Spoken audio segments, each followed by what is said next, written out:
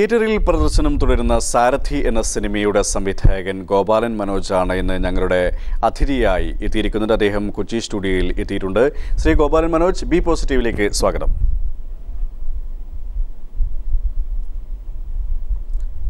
നമസ്കാരം. സാരഥി ഒരു നല്ല സിനിമ എന്നുള്ള അഭിപ്രായം നേടിയെടുത്തുകൊണ്ട് പ്രദർശനം തുടരുകയാണ്. ഒരു വ്യത്യസ്തത ഉണ്ട്, ആ ഒരു ട്രീറ്റ്മെൻറ്റിലും കഥയിലും ഒക്കെ ഒരു വ്യത്യസ്തതയുണ്ട് എന്നാണ് അറിയാൻ കഴിഞ്ഞത്. പടം കാണാൻ സാധിച്ചില്ല, ഈ ആഴ്ച തന്നെ കാണും. ഒരു സംവിധായകൻ എന്ന രീതിയിൽ ലഭിച്ചിരിക്കുന്ന പ്രതികരണങ്ങൾ, റെസ്പോൺസ് എങ്ങനെയൊക്കെയാണ്?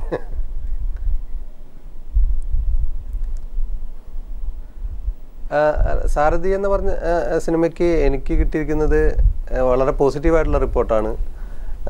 കേരളത്തിൽ നിന്ന് പല ഏരിയകളിൽ നിന്നും പലരും, അതായത് ഫാമിലി അടക്കമുള്ള ആൾക്കാർ വിളിച്ചിട്ട് അവർക്ക് ഫാമിലിക്ക് പോലും ഈ സിനിമ ഇഷ്ടപ്പെടുന്നുണ്ട് എന്നുള്ളതാണ് ഏറ്റവും സന്തോഷകരമായിട്ടുള്ള കാര്യം.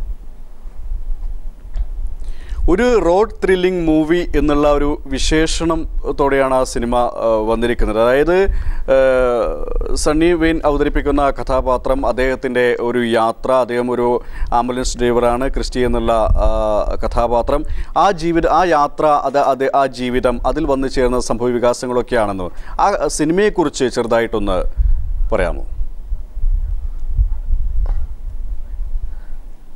അതെ, ഈ ആംബുലൻസ് ഡ്രൈവറായ ക്രിസ്റ്റിയുടെ ഒരു ദിവസത്തെ യാത്രയാണ് നമ്മുടെ ത്രെഡ്, ഈ സിനിമയുടെ ത്രെഡ്. അതായത് ക്രിസ്റ്റി ഒരു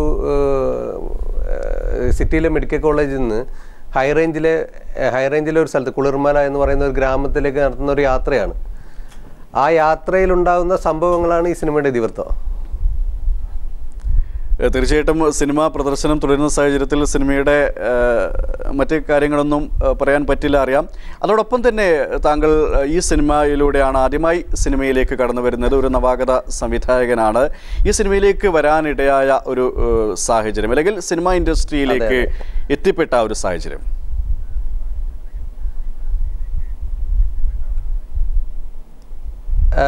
പഠിക്കുന്ന സമയത്തൊക്കെ എനിക്ക് എന്താ പറയുക, സിനിമ ഭയങ്കര ഇഷ്ടമായിരുന്നു. ഒരുപാട് സിനിമകൾ കാണാറുണ്ടായിരുന്നു. അപ്പം ഒരു സിനിമാ സംവിധായകനാണെന്ന ആഗ്രഹം ഉണ്ടായിരുന്നു. അതിൻ്റെ ഭാഗമായിട്ട് ആ ആഗ്രഹത്തിൻ്റെ പുറത്താണ് എത്തിപ്പെട്ടത്. പിന്നെ എന്താ പറയുക, ആദ്യം കുറച്ച് സീരിയലുകളിലൊക്കെ വർക്ക് ചെയ്തു, പിന്നെ കുറച്ച് സിനിമകളിൽ വർക്ക് ചെയ്തു, അസിസ്റ്റൻ്റായിട്ട് അസോസിയേറ്റായിട്ടൊക്കെ വർക്ക് ചെയ്തു. പിന്നെയാണ് സ്വന്തമായിട്ട് കുറച്ച് ഷോർട്ട് ഫിലിംസൊക്കെ ചെയ്തു. വയലിൻ, ഇമ്മിണി ബല്യൊരാൾ എന്നൊക്കെ പറഞ്ഞുള്ള കുറച്ച് ഷോർട്ട് ഫിലിംസ് ചെയ്തിട്ടുണ്ട്. പിന്നെയാണ് എന്താ പറയുക, ബിഗ് സിനിമയായ സാരഥിയിലേക്ക് എത്തിപ്പെടുന്നത്. ഒരു പുതുമുഖ രചയിതാവ് കൂടിയാണ് സാരഥിയിലൂടെ കടന്നു വരുന്നത്. രാജേഷ് കെ രാമൻ എന്ന് പറയുന്ന കഥാകാരൻ, തിരക്കഥാകൃത്ത്. അദ്ദേഹത്തിൻ്റെ ഒരു രചനാ രീതി, താങ്കൾ സാരഥി എന്ന് പറയുന്ന സിനിമയെക്കുറിച്ച് ചിന്തിക്കുമ്പോൾ തന്നെ ഒരു ആദ്യ പ്രൊജക്റ്റ് തന്നെ വളരെ വ്യത്യസ്തത ഉണ്ടാകണം എന്നാഗ്രഹിക്കുന്ന ഒരു സംവിധായകനായിരിക്കും. മിക്കവാറും ഈ ഒരു ഇൻഡസ്ട്രിയിലേക്ക് കടന്നു വരുന്നവരൊക്കെയും ആ ഒരു ചിന്തയിലൂടെയാണ് കടന്നു പോകുന്നത്. തീർച്ചയായിട്ടും അദ്ദേഹത്തിൻ്റെ രചനയിലെ ഒരു പ്രത്യേകത, ആ കഥയിലെ പ്രത്യേകത ഏതാണ് താങ്കളെ ആകർഷിച്ചത്?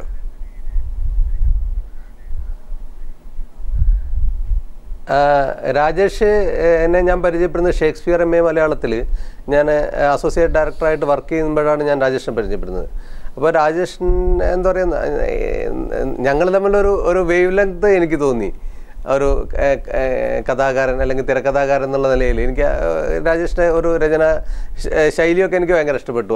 അങ്ങനെയാണ് രാജേഷുമായിട്ട് കൂടിയിട്ട് സാരഥിയിലേക്ക് എത്തുന്നത്. രാജേഷ്, കഥ പറഞ്ഞപ്പോൾ ഈ സിനിമയുടെ ആ ത്രെഡ് അത് എങ്ങനെ വ്യത്യസ്തമാക്കാമെന്നാണ് താങ്കൾ ചിന്തിച്ചത്? അല്ലെങ്കിൽ ഒരു വെറൈറ്റി എങ്ങനെയാണ് താങ്കൾ ഈ സിനിമയിൽ ഉൾക്കൊള്ളിച്ചിട്ടുള്ളത്?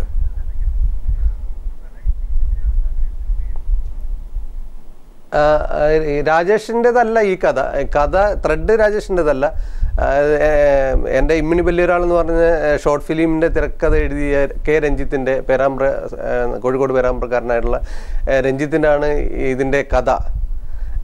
പിന്നെ രഞ്ജിത്തും ഞാനും കൂടെ രാജേഷുമായിട്ട് ഡിസ്കസ് ചെയ്തിട്ട് അങ്ങനെ രാജേഷ് കൊണ്ട് എഴുതിക്കുകയായിരുന്നു, തിരക്കഥ എഴുതിക്കുകയായിരുന്നു. പിന്നെ ഈ സാരഥിയുടെ ഒരു കഥ വ്യത്യസ്തമാകുന്നതെന്ന് പറഞ്ഞാൽ, ഈ റോഡ് മൂവി വ്യത്യസ്തമാകുന്നത് എന്ന് പറയാൻ ഈ യാത്ര ചെന്നുപെടുന്ന ഏരിയകളിലൂടെയാണ്. കാരണം ഒരു ആംബുലൻസ്, പിന്നെ കാറ്, ലോറി, ചങ്ങാടം, അങ്ങനെ യാത്രയുടെ ഓരോരോ ഇമേജുകൾ ഈ സാരഥിക്ക് വേണ്ടിയിട്ട് ഉപയോഗിക്കാൻ ഞങ്ങൾ ശ്രമിച്ചിട്ടുണ്ട്. സണ്ണി വെയിൻ, അതോടൊപ്പം തന്നെ ശ്രീനിവാസൻ, നെടുമുടി വേണു, വിനുതാലാൽ, ഇങ്ങനെയുള്ള ഒരു വൻ താരനിര തന്നെ ഈ സിനിമയിൽ അണിനിരക്കുന്നുണ്ട്. ഇതിൽ ക്രിസ്റ്റി എന്ന് പറയുന്ന കഥാപാത്രത്തെക്കുറിച്ച് ചിന്തിച്ചപ്പോൾ സണ്ണി വെയിനെ തന്നെയാണോ മനസ്സിൽ കണ്ടത്, അല്ലെങ്കിൽ ആ രീതിയിൽ ആ കാസ്റ്റിംഗ് ഏത് രീതിയിലായിരുന്നു?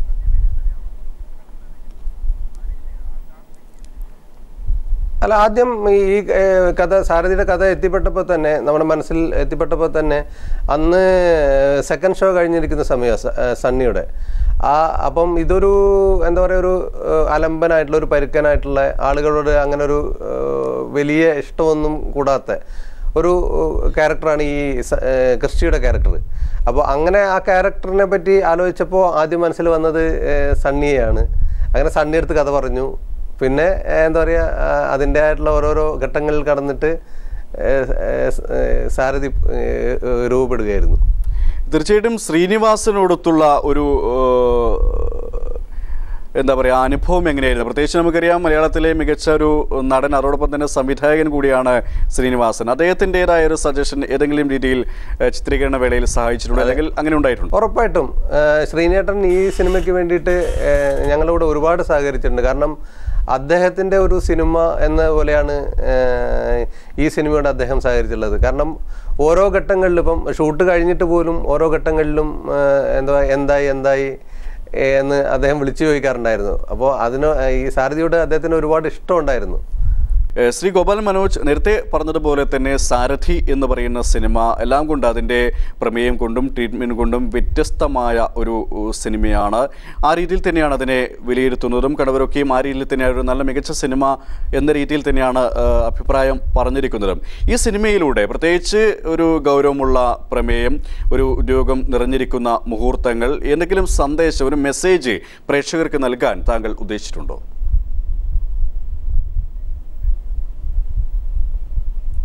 അല്ല, മെസ്സേജ് എന്ന് പറഞ്ഞാൽ ഇതിലൂടെ ഒരു എന്താ പറയുക, അപൂർവമായിട്ടുള്ള ഒരു സ്നേഹബന്ധത്തിൻ്റെ കഥ പറയുന്നുണ്ട്. ആ സ്നേഹം എന്താ പറയുക ആളുകളിലേക്ക് എത്തുന്നുണ്ട് എന്നുള്ളതാണ് എനിക്ക് കിട്ടുന്ന റിപ്പോർട്ടുകൾ നമുക്ക് മനസ്സിലാവുന്നത്. പിന്നെ രണ്ടാമത് എന്ന് പറയുന്നത്, ഒരു വ്യക്തിക്ക്, നമ്മുടെ ഏത് മനുഷ്യനായാലും ഓരോരോ നമ്മൾ എത്തിപ്പെടുന്ന ഓരോരോ കാര്യങ്ങളുണ്ട്. ആ കാര്യങ്ങളിലേക്ക് എത്തിപ്പെടുമ്പോൾ, അല്ലെങ്കിൽ ഒരു പ്രതിസന്ധിയിലേക്ക് എത്തിപ്പെടുമ്പോൾ അയാൾ സ്വീകരിക്കുന്ന ചില നടപടികളുണ്ട്. ആ നടപടികൾ അയാളെ വേറൊരു മനുഷ്യനൊക്കെ അയച്ച ചേഞ്ച്, ഒരു മനുഷ്യനുണ്ടാകുന്ന ചേഞ്ച്, ഇപ്പം സാരഥിയിൽ കൃഷിക്കുണ്ടാകുന്ന ചേഞ്ച്, അതായത് അയാളൊരു അലമ്പനായിട്ടുള്ള, പരുക്കനായിട്ടുള്ള ഒരു ആംബുലൻസ് ഡ്രൈവറിൽ നിന്ന് ഒരു എന്താ പറയുക നല്ല മനുഷ്യൻ, അങ്ങനെ ഒരു കൃത്യമായിട്ടുള്ള ചേഞ്ച് അല്ല, പക്ഷേ എന്താ പറയുക അയാൾ എത്തിപ്പെട്ട സാഹചര്യത്തിൽ നിന്ന് അയാൾക്കുണ്ടാകുന്ന ഒരു മാറ്റം, അത് പോസിറ്റീവാണത്.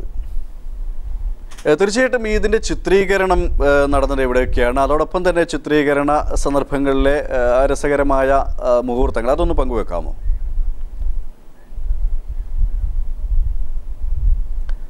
അല്ല, ചിത്രീകരണം എറണാകുളം, വാഗമൺ, മൂവാറ്റുപുഴ, തൊടുപുഴ, നേര്യമംഗലം, അങ്ങനെ ഒരു യാത്രയുടെ മൂഡിൽ തന്നെയാണ് നടന്നത്.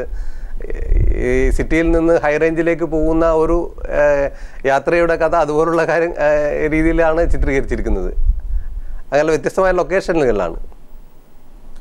ഈ സമീപകാലത്ത് ഇറങ്ങിയ ചില അധിക സിനിമകൾ റോഡ് മൂവീസ് ആ ഒരു ട്രീറ്റ്മെൻറ്റിലാണ് പുരോഗമിക്കുന്നത്. അതുകൊണ്ട് തന്നെ ആ ഒരു ലൈൻ തിരഞ്ഞെടുത്തത് അതുകൊണ്ട് തന്നെയാണോ?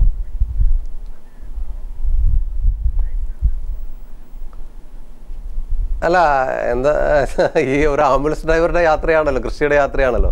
അപ്പോൾ അതൊരു റോഡ് മൂവിയാണ്. ആ റോഡ് മൂവി അതിൻ്റെ കാരണം മുഴുവൻ യാത്രയാണ്. ഒരു ഉച്ച സമയത്താണ് അയാൾ യാത്ര തുടങ്ങുന്നത്. പിറ്റേ ദിവസം പുലർച്ചെയാകുമ്പോൾ ആണ് ആ യാത്ര അവസാനിക്കുന്നത്. അപ്പോൾ അതുകൊണ്ടാണ് ആ കഥയ്ക്ക് അനുയോജ്യമായ രീതിയിലാണ് റോഡ് മൂവി എന്നുള്ള ഒരു സംഗീതത്തിലേക്ക് എത്തിയത്. ശ്രീ ഗോപാൽ മനോജ് നല്ലൊരു കുത്തുപാട്ട് തന്നെയാണ്. അതേപോലെ തന്നെ ഹരിനാരായണൻ, സന്തോഷ് വർമ്മ എന്നിവർ രചിച്ച് ഗോപി സുന്ദർ ഈണം നൽകിയ മറ്റു ഗാനങ്ങളുമുണ്ട്. ആ ഗാനങ്ങളെക്കുറിച്ചും അതിൻ്റെ ചിത്രീകരണ വിശേഷങ്ങളെക്കുറിച്ചും ഒന്ന് പങ്കുവെക്കാമോ?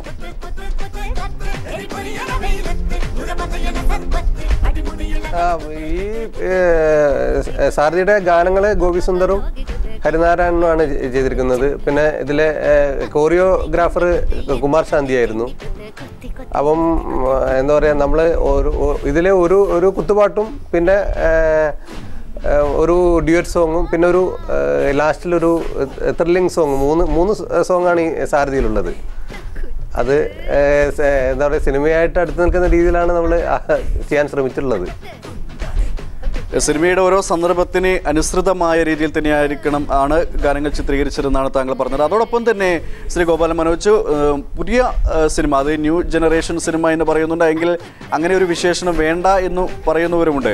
അതോടൊപ്പം തന്നെ താങ്കളോട് ചോദിക്കുന്നത്, പുതിയ സംവിധായകർ വരുമ്പോൾ പുതിയ ട്രീറ്റ്മെൻറ്റ്, പുതിയ പ്രമേയം, ആ രീതിയിൽ അവർ ചിന്തിക്കുകയും പ്രവർത്തിക്കുകയും ചെയ്യുന്നു. അത് ചില നല്ല സിനിമകൾ ഉണ്ടാകുന്നു, അതോടൊപ്പം തന്നെ അത്ര നല്ലത് എന്ന് നല്ലതല്ല എന്ന് തന്നെ വിശേഷിപ്പിക്കാവുന്ന സിനിമകളും ഉണ്ട്. ഈ ഒരു സിനിമാ രീതിയെക്കുറിച്ച്, പ്രത്യേകിച്ച് നവാഗത സിനിമാ സംവിധായകർ, ന്യൂ ജനറേഷൻ എന്ന് വിശേഷിപ്പിക്കപ്പെടുന്ന സിനിമയെക്കുറിച്ച് ഒരു നവാഗത സംവിധായകൻ എന്ന രീതിയിൽ താങ്കളുടെ ഒരു കാഴ്ചപ്പാട്?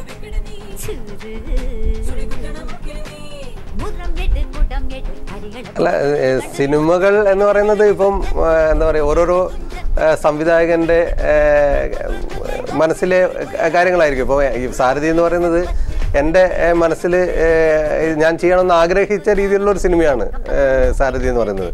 അപ്പോൾ അത് അതിൻ്റേതായുള്ള രീതിയിൽ പ്രേക്ഷകരിൽ നിന്ന് ഇപ്പം നമ്മൾ ഈ സാരഥി ആദ്യം ശരിക്കും പോയിന്റ് ഔട്ട് ചെയ്തത് യൂത്തിനെ ആയിരുന്നു. ഇപ്പോൾ സണ്ണി വെയിനെ പോലുള്ള ഒരു യൂത്തിൻ്റെ ഒരു പ്രതിനിധി അഭിനയിക്കുമ്പോൾ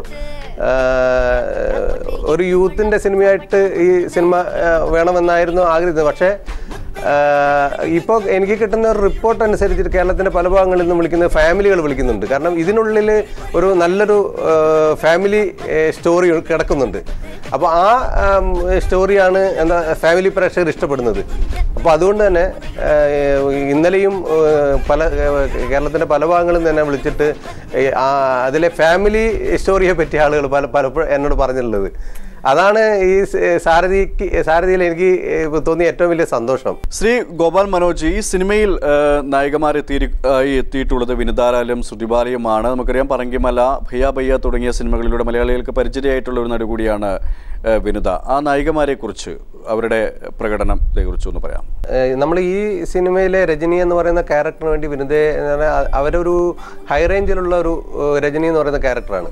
അപ്പം അവരുടെ ഒരു അപ്പിയറൻസും ഇതൊക്കെ വെച്ചിട്ടാണ് നമ്മൾ ഈ രജനി എന്ന ക്യാരക്ടറിലേക്ക് വിനിത എത്തിപ്പെടുന്നത്. തീർച്ചയായിട്ടും മറ്റ് ഭയ്യ ഭയ്യ, പറങ്കിമല തുടങ്ങിയ സിനിമകൾ കണ്ട് അവരുടെ അഭിനയ രീതിയും ആ ഒരു ശൈലിയും ഇഷ്ടപ്പെട്ട് തന്നെയാണോ അത് ആ നടിയെ സ്വീകരിച്ചിരിക്കുന്നത്? തീർച്ചയായിട്ടും അവര് എന്താ പറയാ, നമ്മുടെ ആ രജനി എന്ന് പറയുന്ന ക്യാരക്ടറിന് അവര് തീർച്ചയായിട്ടും ആപ്റ്റായിരുന്നു.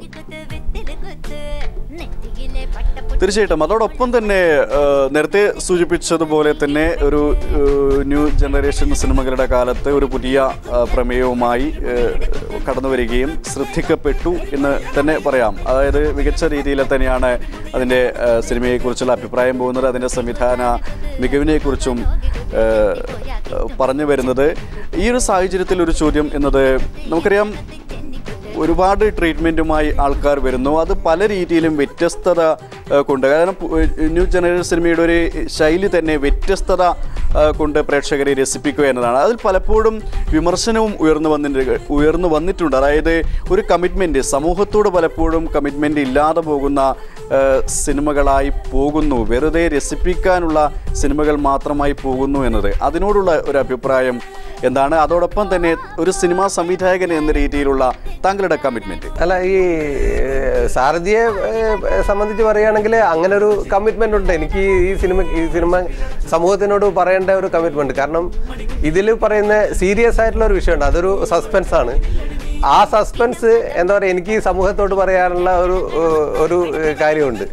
കാരണം എന്താ പറയുക, നമ്മുടെ ജീവിതത്തിൽ ഒരു മിസ്യൂസ് അതെപ്പോഴും സംഭവിക്കാം. ആ മിസ്യൂസിനെ പറ്റിയാണ് ശരിക്കും ഈ സിനിമ പറയുന്നത്. അതുപോലെ അങ്ങനെ എന്താ പറയുക മിസ്യൂസ് ചെയ്യപ്പെടാതിരിക്കട്ടെ, അതൊരു സസ്പെൻസാണ്, അതുകൊണ്ട് അതിനെപ്പറ്റി കൂടുതൽ പറയാൻ എനിക്ക് പറ്റുന്നില്ല. അപ്പം പിന്നെ ഈ പറയുന്ന പോലുള്ള മനുഷ്യനിലെ സ്നേഹവും, അത് ആരോടായാലും മനുഷ്യനിൽ ഉണ്ടാവുന്ന ആ ഒരു സ്നേഹം എപ്പോഴും മനുഷ്യൻ സഹജീവികളോട് കാണണം, സഹജീവികളുടെ അടുത്ത് ഉണ്ടാവണം എന്നുള്ള ഒരു ഇതാണ് സന്ദേശം എന്നുള്ള ഒരു രീതിയിൽ നമുക്ക് പറയാനുള്ളത്. ഈ സാരഥിയിലൂടെ ഞാൻ പറയാൻ ശ്രമിച്ചിട്ടുള്ളത് അങ്ങനെ 1-2 കാര്യങ്ങളുണ്ട്, അത് പറയാൻ പറ്റിയെന്നുള്ളതാണ് ആളുകളിൽ നിന്നും കിട്ടുന്ന ഫീഡ്ബാക്ക്. സാരഥിയെക്കുറിച്ച് മാത്രമല്ല, ഒരു ചിത്രത്തെക്കുറിച്ച് ചിന്തിക്കുമ്പോൾ, ഒരു പ്രമേയത്തെക്കുറിച്ച് ചിന്തിക്കുമ്പോൾ ഏതൊക്കെ രീതിയിൽ ഒരു സംവിധായകൻ ഉൾക്കാഴ്ച വേണം, അല്ലെങ്കിൽ ഒരു പൊതുസമൂഹത്തോടൊരു കാഴ്ചപ്പാട് അവതരിപ്പിക്കണം എന്നതാണ് ഒരു സംവിധായകൻ എന്ന രീതിയിൽ ചിന്ത. കാരണം ഒരുപാട് സിനിമകൾ പുറത്തു വരുന്ന ഒരു സാഹചര്യത്തിൽ. അതെ, തീർച്ചയായിട്ടും. അല്ല, എൻ്റെ ഒരു അഭിപ്രായത്തിൽ സമൂഹത്തോട് നമുക്ക് ചില പ്രതിബദ്ധതയുണ്ട്. ഒരു കലാകാരൻ എന്നുള്ള നിലയിൽ, അല്ലെങ്കിൽ ഒരു സിനിമാ പ്രവർത്തകൻ എന്നുള്ള നിലയിൽ നമുക്ക് കൃത്യമായിട്ട് ഒരു പ്രതിബദ്ധതയുണ്ട്. ഒപ്പം എന്ന് പറയുന്ന സിനിമയുടെ ഒരു കച്ചവടത്തിൻ്റെ ചില കാര്യങ്ങൾ, അപ്പം അത് നമുക്ക് ഈ ഒരു കൊമേഴ്സ്യൽ സിനിമ എന്ന ഇത് വെച്ചിട്ട് നോക്കുമ്പോൾ നമുക്ക് ആ കച്ചവടവും ഈ പറയുന്നത് പോലുള്ള സമൂഹത്തോട് പറയാനുള്ള കാര്യങ്ങൾ, ഇത് രണ്ടും കൂടെ ഉൾപ്പെടുത്തിയിട്ട് ചെയ്താൽ എന്താ പറയുക, സിനിമ കൊമേഴ്സ്യലായിട്ടും പ്രൊഡ്യൂസർക്ക് കാശ് പോവാത്ത രീതിയിൽ വരണം എന്നുള്ളതാണ് എൻ്റെ ഒരു കാഴ്ചപ്പാട്. തീർച്ചയായിട്ടും അങ്ങനൊരു കാഴ്ചപ്പാട് തന്നെയാണ് ഒരു സംവിധായകൻ അല്ലെങ്കിൽ ഒരു സിനിമാ പ്രവർത്തകൻ എന്ന രീതിയിൽ മുഖ്യം.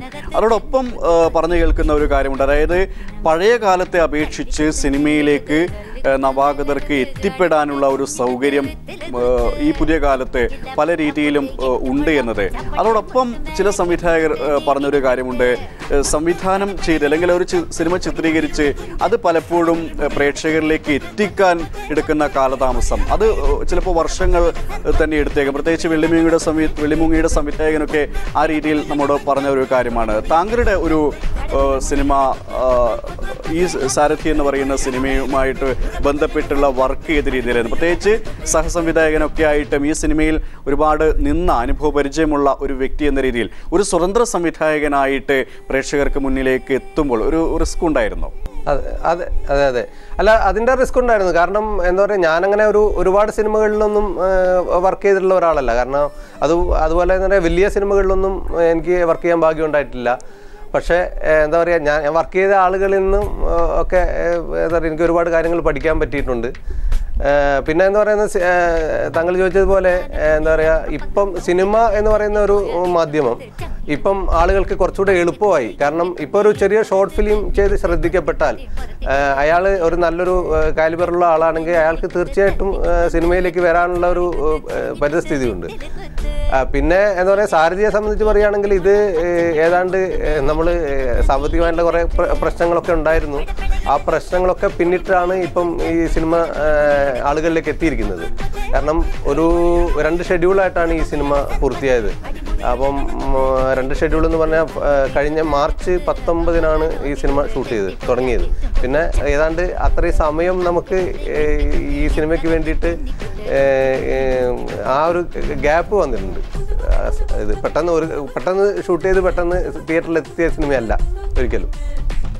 തീർച്ചയായിട്ടും അതോടൊപ്പം തന്നെ സിനിമയിൽ പുതിയ തലമുറയിലെ ശ്രദ്ധേയരായ ആൾക്കാരുണ്ട്. പ്രത്യേകിച്ച് നായകനായിട്ടുള്ള സണ്ണി വെയിനും വിരുദാലൊക്കെ അല്ലെങ്കിൽ പുതുമുഖ എന്ന് പറയാൻ പറ്റില്ല, കാരണം ഈ നവസിനിമയുടെ ഭാഗമായ ആൾക്കാരാണ്. അതോടൊപ്പം തന്നെ ശ്രീനിവാസൻ, നെടുമുടി വേണു, മധുബാൽ തുടങ്ങിയ ഈ സിനിമ ഇൻഡസ്ട്രിയിൽ തഴക്കവും പഴക്കമുള്ള ഒട്ടേറെ അഭിനേതാക്കളും ഉണ്ട്. ഈ 2 വിഭാഗം ആൾക്കാർ, പ്രത്യേകിച്ച് ഇവർ നടീനടന്മാരാണ് എന്ന ഒറ്റ കാറ്റഗറി ആണെങ്കിലും അവരുടെ ഒരു അനുഭവ പരിചയം അല്ലെങ്കിൽ അവരുടെ സിനിമയോടുള്ള രീതി, അതെങ്ങനെയാണ് താങ്കൾക്ക് മനസ്സിലാക്കാൻ സാധിച്ചത്? സണ്ണി വെയിനെ പോലുള്ള പുതിയ ആളുകളും ശ്രീനേട്ടനെയും വേണുചേട്ടനെയും ബൈജു, മധുബാലേട്ടൻ, പിന്നെ അങ്ങനെ ഒരുപാട് എക്സ്പീരിയൻസ്ഡ് ആയുള്ള ആളുകളും ഈ സിനിമയിൽ. കാരണം ഓരോ ചെറിയ ക്യാരക്ടറിനെ പോലും നമുക്ക് എന്താ പറയുക, ആളുകൾക്കറിയുന്ന നടന്മാരെ ഉൾപ്പെടുത്തിക്കൊണ്ടാണ് നമ്മൾ സാരഥി ചെയ്തിട്ടുള്ളത്. അത് ഇപ്പം ധർമ്മജൻ ഇതിൽ ചെയ്തിരിക്കുന്നതെന്ന് പറഞ്ഞാൽ ചെറിയ ക്യാരക്ടറാണ്. പക്ഷേ ആ ഒരു സ്ഥലത്ത് ആളുകൾക്ക് കൃത്യമായിട്ട് ഒരു എന്താ പറയുക, ഒരു ചിരിയുണർത്താനും ഒപ്പം തന്നെ എന്താ പറയുക, ആ ക്യാരക്ടറിന് ധർമ്മജൻ ചെയ്തപ്പോൾ അത് വേറൊരു ലെവലിലേക്ക് എത്തുകയും ചെയ്തിട്ടുണ്ട്. ഈ സാരഥി മികച്ച ഒരു സിനിമ എന്നുള്ള അഭിപ്രായം നേടിയ ഒരു സാഹചര്യത്തിൽ അല്ലെങ്കിൽ ഈ ഒരു രംഗത്ത് കഴിവ് തെളിയിച്ച ഒരു സംവിധായകൻ എന്ന രീതിയിൽ ഇനി അടുത്ത പ്രൊജക്റ്റുകൾ ഏതാണ്? ഏതെങ്കിലും തരത്തിലുള്ള പ്രാരംഭ ചർച്ചകളും മറ്റോ നടക്കുന്നുണ്ടോ?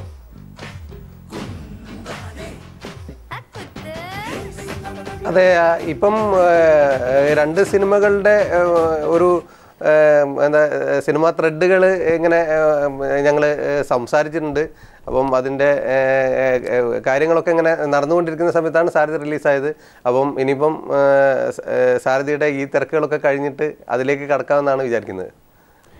തീർച്ചയായിട്ടും വളരെയധികം നന്ദിയുണ്ട് ശ്രീ ഗോപാലൻ മനോജ്, ഞങ്ങളുടെ അതിഥിയായി ബി പോസിറ്റീവിലെ അതിഥിയായി എത്തിയതിന്. സാരഥി ഒരു മികച്ച സിനിമ എന്ന അഭിപ്രായം നേടിക്കഴിഞ്ഞ ഒരു കൊമേഴ്സ്യൽ ഹിറ്റായി സാരഥി മാറട്ടെ. താങ്കൾക്കും ഈ സിനിമാ ഇൻഡസ്ട്രിയിൽ നല്ലൊരു സംവിധായകൻ എന്ന പേരെടുക്കാൻ സാധിക്കട്ടെ. നല്ല നല്ല സിനിമകൾ കാണാൻ, താങ്കളിൽ നിന്ന് കാണാൻ ഞങ്ങൾക്ക് ഭാഗ്യമുണ്ടാകട്ടെ എന്ന് ആശംസിക്കുകയാണ്. വളരെയധികം നന്ദി.